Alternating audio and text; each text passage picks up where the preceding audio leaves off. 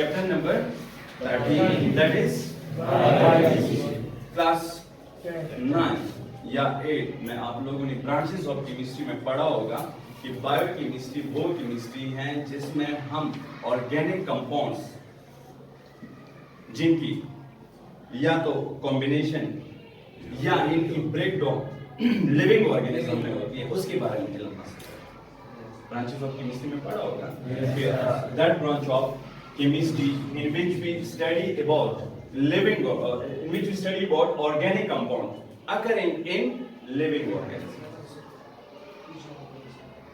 Sir, was sir.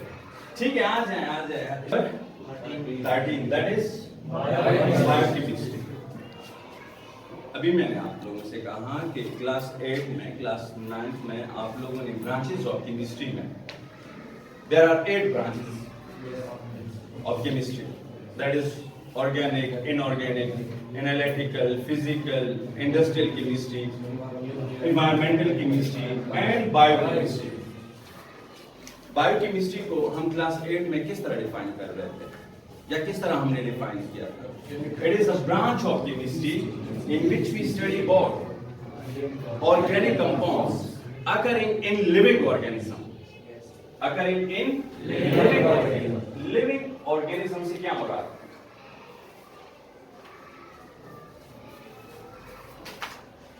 Living organism से मुराद या तो प्लांट्स या एनिमल्स। स्मॉल कैपिटल अगर लिख लो उसको आप इग्नोर कर लें, स्पेलिंग में अगर कोई गलती हो गई आप उसको इग्नोर कर लें। ऐसे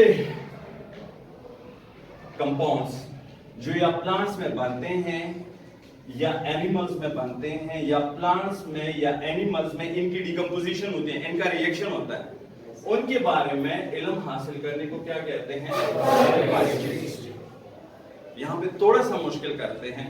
क्लास 8 में आप लोगों ने पढ़ा था कि ऑर्गेनिक कंपाउंड, यहाँ पे हम प्रॉपरली कहते हैं कि नहीं, वो केमिस्ट्री जिसमें हम बायोमॉलिक्यूल्स या बायो कंपाउंड्स के बारे में इल्म हासिल करते हैं। बायो मॉलिक्यूल्स या बायो कंपाउंड्स के बारे में इल्म हासिल करते हैं। अगेन वही बात कि बायो मॉलिक्यूल्स या बायो कंपाउंड से क्या मुराद? ऐसे कंपाउंड, ऐसे मॉलिक्यूल जिनकी जो प्लांट्स में या एनिमल्स में मौजूद होते हैं या बनते हैं या इनका रिएक्शन होता है प्लांट्स में या एनिमल्स में, ऐसे मॉलिक्यूलों को बायो मॉलिक्यूल्स कहा जाता है। According to your course, biomolecules को क्लासिफाई किया है या बायोमॉलिक्यूल्स है कौन कौन से? नंबर 1 कार्बोहाइड्रेट्स, ठीक। Number 2 that is protein. Number 3 that is lipids. Number 4 that is nucleic acid. Number 5 that is vitamins. ठीक? अगर आपसे कोई पूछता है कि बायोमॉलिक्यूल्स क्या है, एक जवाब तो आप ये दे सकते हैं कि ऐसे मॉलिक्यूल, ऐसे कंपाउंड जो प्लांट्स और एनिमल्स में या तो बनते हैं या इनका रिएक्शन होता है, एक जवाब। दूसरा जवाब, biomolecule carbohydrates, protein, lipids, nucleic acid और विटामिन्स को बायोमॉलिक्यूल्स कहते हैं। ठीक है? पहला आपके कोर्स में है कार्बोहाइड्रेट्स। कार्बोहाइड्रेट्स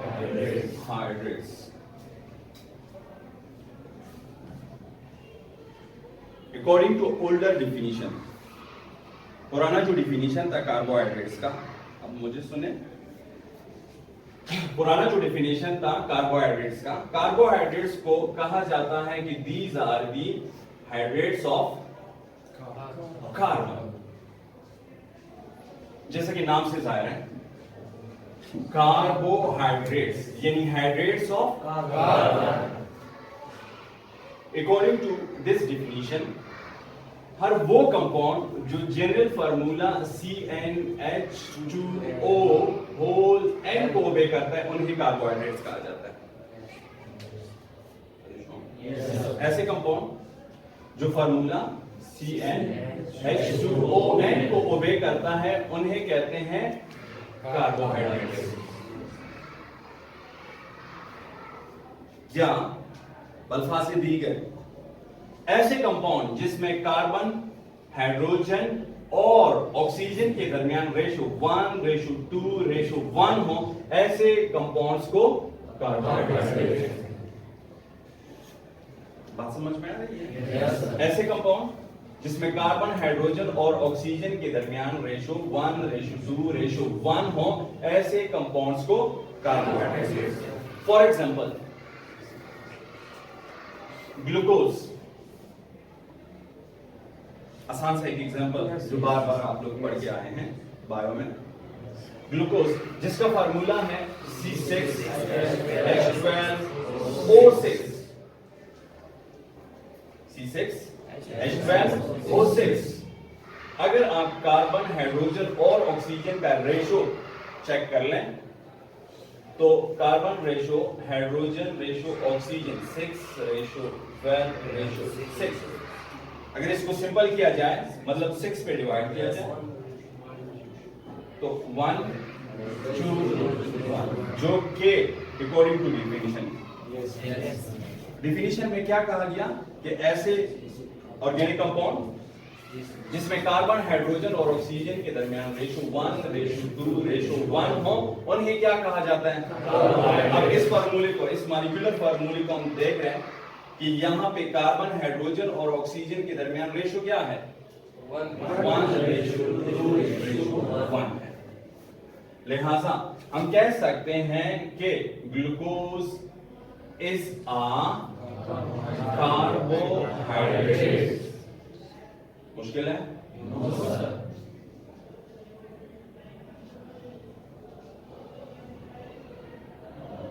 जो ही ऑर्गेनिक केमिस्ट्री ने तरक्की की, बाज ऐसे ऑर्गेनिक कंपाउंड सामने आ गए जो इस फॉर्मूले को ओबे कर रहे थे, जो इस फॉर्मूले को लेकिन वो कार्बोहाइड्रेट्स नहीं थे। फॉर एग्जांपल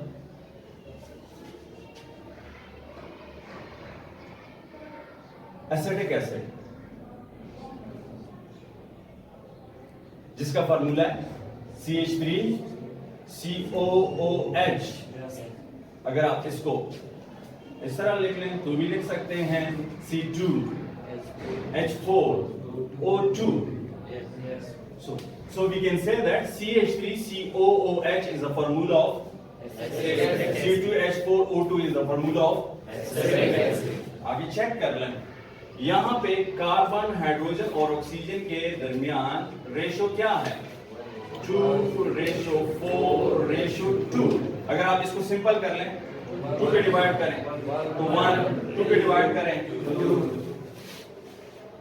2, 2 पे डिवाइड करें 1, जो कि ओबे कर रहा है इस फार्मूले को। तो अकॉर्डिंग टू डेफिनेशन के carbohydrates are the hydrates of carbon, तो ये भी हाइड्रेट्स ऑफ कार्बन होना चाहिए। लेकिन ये कार्बोहाइड्रेट नहीं है, एक गलती। बाज ऐसे ऑर्गेनिक कंपाउंड थे जो इस फार्मूले को ओबे नहीं कर रहे थे। फॉर एग्जांपल C5H10O4 डिऑक्सीराइबोस इस फार्मूले को भी नहीं कर रहा। चेक कर लें कि यहां पे कार्बन, हाइड्रोजन और ऑक्सीजन के दरमियान रेशो क्या है? 5:10:4। 5 पे डिवाइड कर लें या 4 पे डिवाइड कर लें। अगर आप इसको 5 पे डिवाइड करेंगे तो 1 आएगा, अगर आप इसको 5 पे डिवाइड करेंगे तो 2 आएगा, अगर आप इसको 5 पे डिवाइड करेंगे कुछ और आएगा, 1 नहीं आएगा, 0.8 आएगा। जो कि इस फार्मूले को ओबे नहीं कर रहा। और ये है क्या, डीऑक्सीराइबोज, ये है असल में कार्बोहाइड्रेट जो कि इस फार्मूले को ओबे नहीं कर रहा। और कहा जाता है कि कार्बोहाइड्रेट्स क्या है, हर वो कंपाउंड जो जनरल फार्मूला CnH2ON को ओबे करे उसे क्या कहते हैं, कार्बोहाइड्रेट्स या हाइड्रेट्स ऑफ कार्बन। इस फार्मूले को चेक किया गया, फार्मूला ओबे कर रहा है जनरल CnH2ON, लेकिन ये कार्बोहाइड्रेट नहीं। ये जनरल फार्मूला कौन सा, CnH2ON, ओबे नहीं कर रहा, लेकिन है क्या, कार्बोहाइड्रेट। तो ये डिफिनीशन क्या कंसीडर किया गया, गलत कंसीडर किया गया, पुराना कंसीडर किया गया। कोई सर्च करने के बाद नया डिफिनीशन सामने आ गया और वो है कि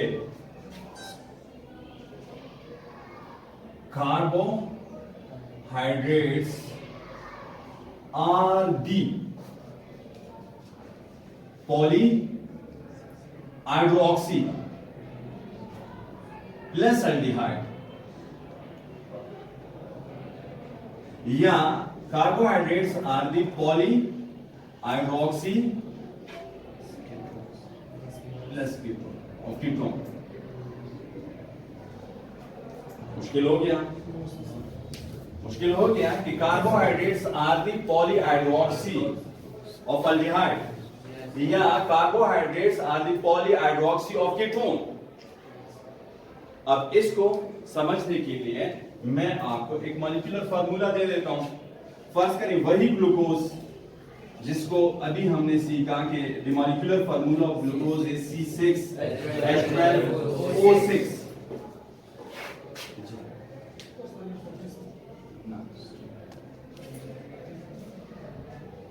H12O6।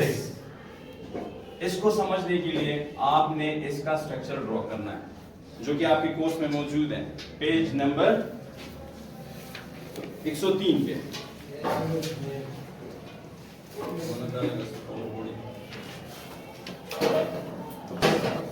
C6H12O6, यानी इसमें टोटल कितने कार्बन हैं, 6। देखें मैं ड्रॉ कर रहा हूं, 1 2 3 4 5 6।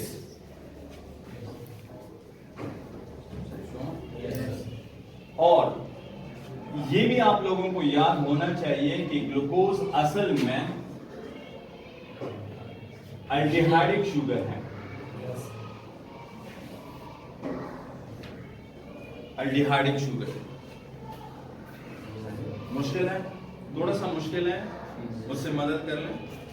कौन सा शुगर है, अल्डिहाइड। इससे पहले चैप्टर नंबर 1 ऑर्गेनिक केमिस्ट्री में हमने पढ़ा था कि ऐसे ऑर्गेनिक कंपाउंड जिसमें functional group C double bond O bonded with someone is known as carbonyl compound या carbonyl compound। लेकिन ज्यादातर इसको क्या प्रोनाउंस किया जाता है, कार्बोनाइल। ऐसे ऑर्गेनिक कंपाउंड जिसमें C double bond O bonded with someone are known as carbonyl. इसको आगे तकसीम किया गया था 2 ग्रुप्स में। एक, अगर carbon double bond with oxygen bonded with hydrogen bonded with R which may be H भी हो सकता है। तो this is known as aldehyde.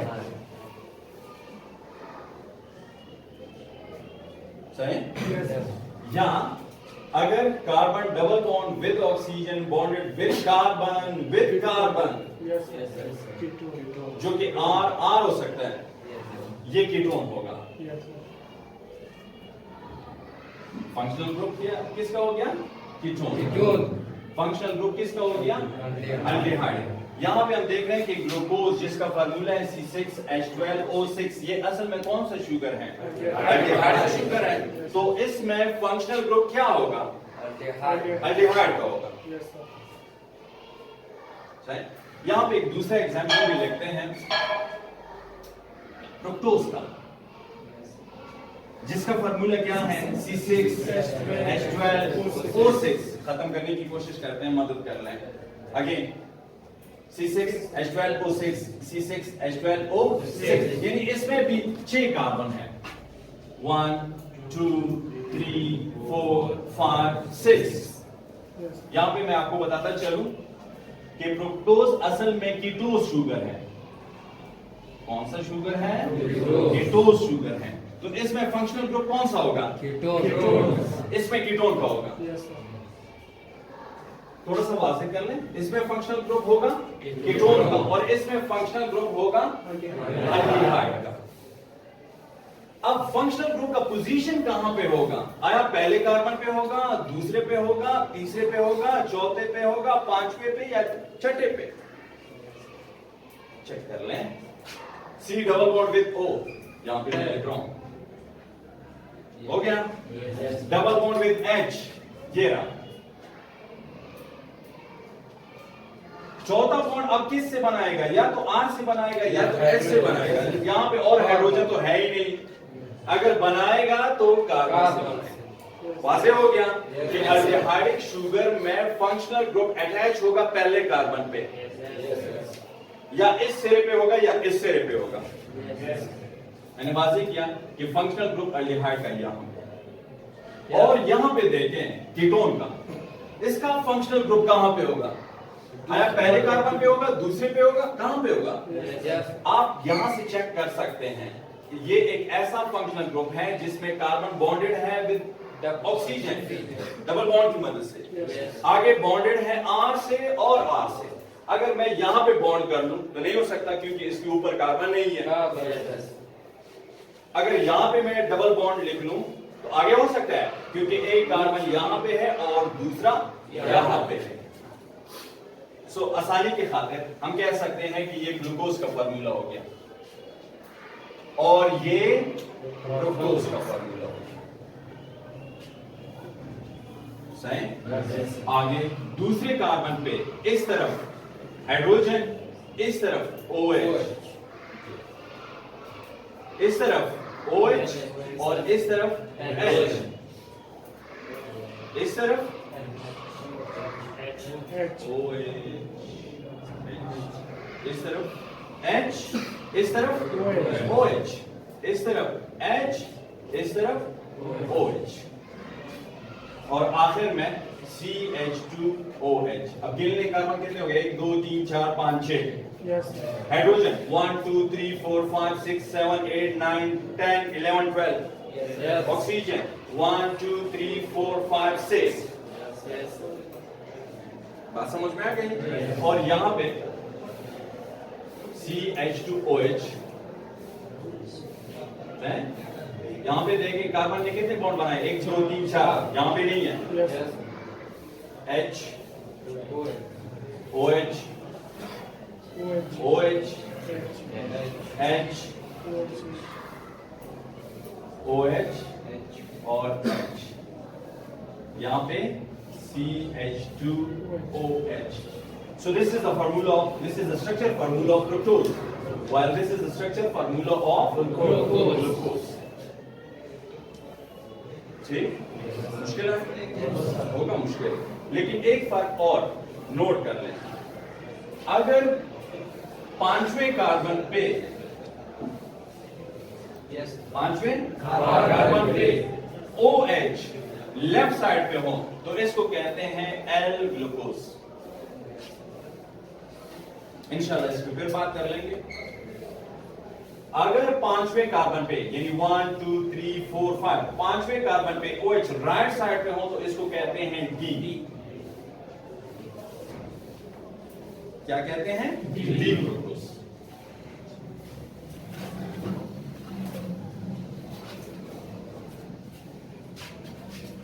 Last one,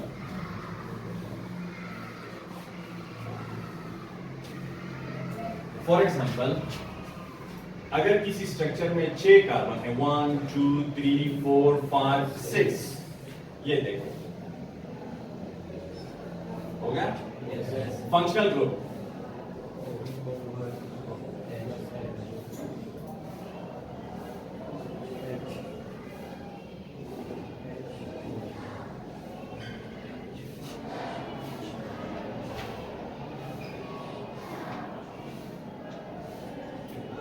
देखें यहां पे पांचवें कार्बन पे OH किस साइड पे है? राइट साइड, तो ये D होगा। अब चूंकि फंक्शनल ग्रुप इसमें क्या है? C double bond O double bond H, aldehyde का फंक्शनल ग्रुप है। और अल्डिहाइड शुगर को क्या कहते हैं? Glucose. So this is the formula of D glucose. और दूसरा CH2OH, जल्दी जल्दी मैं लिख रहा हूं, डबल बॉन्ड O C, 3 4 5 ये 6 इस तरह। अब देखिए यहां पे इसके नीचे क्या है? H, तो यहां पे क्या होगा?